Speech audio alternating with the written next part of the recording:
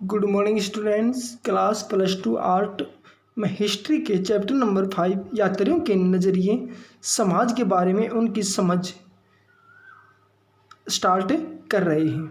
तो यहाँ पर स्टूडेंट्स हम जो हमारे जो प्रसिद्ध भारत में के जो प्रसिद्ध जो यात्री हैं उनके बारे में डिस्कस करेंगे।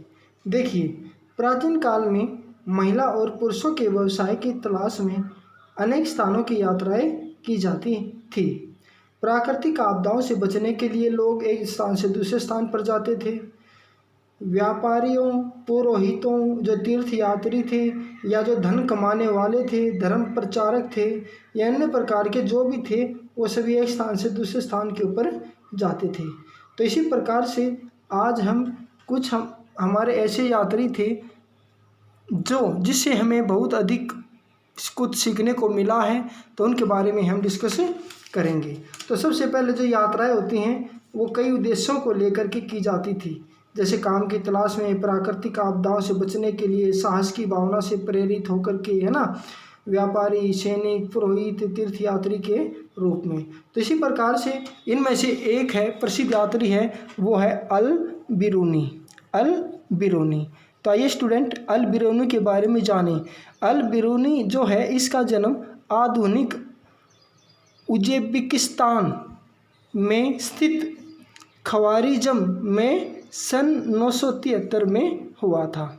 और उस समय ये जो ख्वारिज़म था ये एक शिक्षा का बड़ा ही महत्वपूर्ण केंद्र माना जाता था। तो इस प्रकार से जो अल बिरूनी थे उन्होंने एक अच्छी शिक्षा वहाँ पर प्राप्त की। वह सीरियाई, फारसी, हिब्रू, संस्कृत भाषाओं का अच्छा ज्ञाता था। महमूद गजनवी ने 1017 में ख्वारिज़म पर आक्रमण किया और वह वहाँ से कई विद्वानों को अपने साथ ले गया, जिसमें से अल बिरूनी भी उन्हीं में से एक था। जब महमूद गजनवी ने भारत पर आक्रमण किया तो अल बिरूनी भी उनके साथ भारत आया था। स्टूडेंट, ये जो महमूद गजनवी है, इन्होंने भारत के ऊपर लगभग 17 बार आक्रमण किया था। देख लो, तो इन्होंने जब भारत पर आक्रमण किया तो ये जो यात्री है ये उस समय इसके साथ हमारे देश में आया था।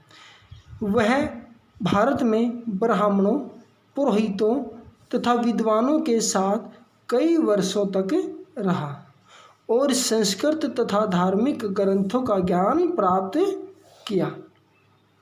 बाद में भारत में घूमने के बाद उन्होंने अपने विचारों को एक किताब उल हिंद को अरबी भाषा में लिखा। तो यहाँ पर ये बड़ा इम्पोर्टेंट है, अक्सर एग्जाम में पूछ लिया जाता है कि अल बिरूनी द्वारा रचित पुस्तक का क्या नाम है। तो पुस्तक का नाम है किताब उल हिंद। यह एक बहुत ही विशाल ग्रंथ है जो 80 अध्यायों में विभाजित है। तो आइए इसकी कुछ विशेषताओं के बारे में हम डिस्कस कर लेते हैं।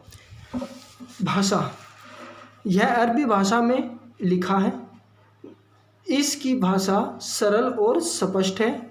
इससे में 11वीं शताब्दी के भारतीय लोगों के सामाजिक जीवन के बारे में लिखा गया है। सेकंड, इसकी विशेषता है विषय वस्तु। यह बड़ा ग्रंथ है। इसमें धर्म, दर्शन, व्यवहारों, खगोल विज्ञान, रीति रिवाजों तथा सामाजिक जीवन के बारे में लिखा गया है। इसमें भारतीय मापतोल विधि, मूर्तिकला, कानून और उस समय की समाज में प्रचलित प्रथाएं, चिकित्सा संबंधी जानकारी भी मिलती है। और एक ये जो बुक है इसकी हम शैली के बारे में पढ़ लेते हैं।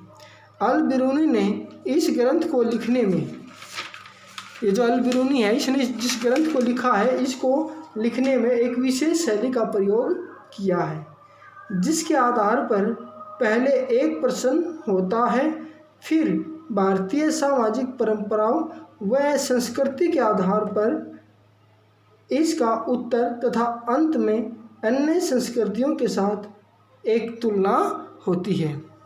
तो यहाँ पर इसकी जो ये जो शैली है इसके बारे में हमने डिस्कस किया। अब आज के जो प्रश्न हैं उस पर हम देखते हैं। अल बिरूनी कहाँ का रहने वाला था? लोग किन किन उद्देश्यों को लेकर यात्राएं करते थे? दोबारा सुनिए। फर्स्ट क्वेश्चन, अल बिरूनी कहाँ का रहने वाला था? सेकंड क्वेश्चन, लोग किन किन उद्देश्यों को लेकर यात्राएं करते थे?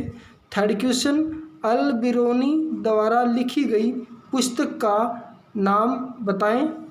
फोर्थ क्वेश्चन, महमूद गजनवी ने भारत पर कितने बार आक्रमण किए?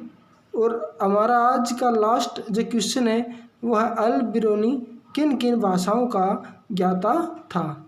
तो अल बिरूनी का जीवन परिचय के बारे में और इसकी जो किताब है किताब उल हिंद उसकी विशेषताओं के बारे में हमने डिस्कस किया है। तो हमारा टॉपिक है वो यहीं पर कंप्लीट होता है। Thank you.